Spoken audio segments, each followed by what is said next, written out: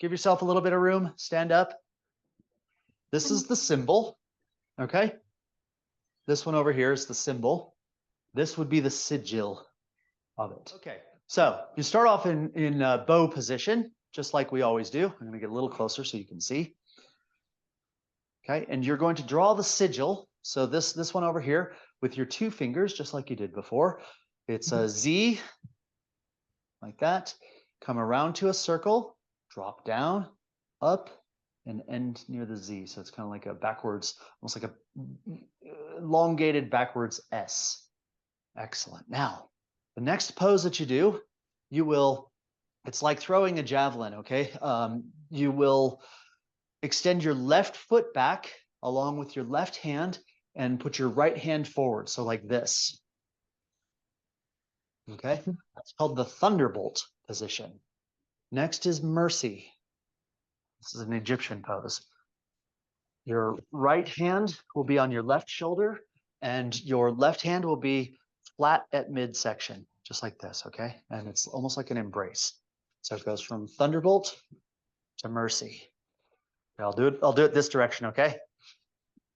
So draw the sigil. Return to bow. Thunderbolt, right hand extended, left hand back, left leg back. Mercy, right hand goes to the left shoulder, left hand crosses at midsection. All right. The next one is called supplication. It's very simple, and I showed it earlier. You're going to have your right hand in this position, okay, but horizontal. I think my camera's messed up. And your left hand will be in a cup position, just like this, at the same level. Left hand cup, right hand extended. This has to do with this idea of giving and taking. All right, you receive, you retransmit, receive, retransmit. You'll see this also in some Egyptian poses. All right, let's start again. Draw the sigil. Back to bow. Thunderbolt. Okay, mercy. Supplication. Then back to bow.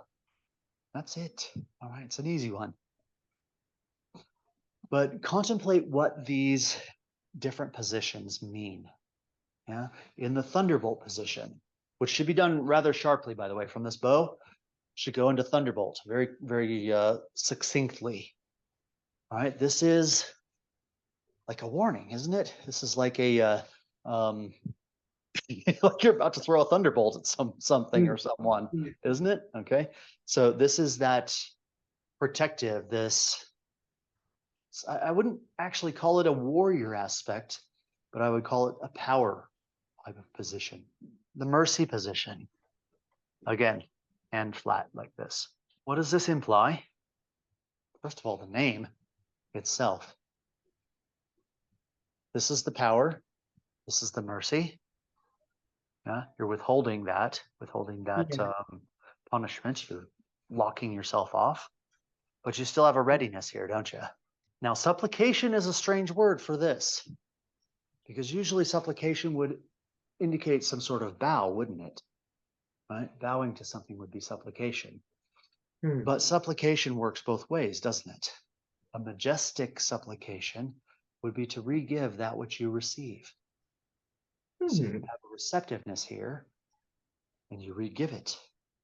So these are qualities that you can bring into your life. Now, what do you suppose would be the nature or the qualities that someone who has evoked or called down Jupiter into their lives, what would they radiate towards other people?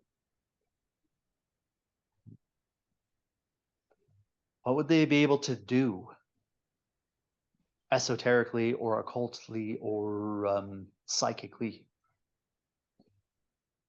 They would have a certain commanding authority about them as well. When they're in their Jupiterian mode, I should say. I would never advocate misuse of this, but you pull into a Jupiterian frame or Jupiterian essence in yourself, You'd be surprised what people will do. They'll get in line and they will follow. And sometimes that's a requirement in life, isn't it? Mhm. Can Yeah. you lead an army? Sure. Call down Jupiter first. They'll do everything you need them to do. Yeah.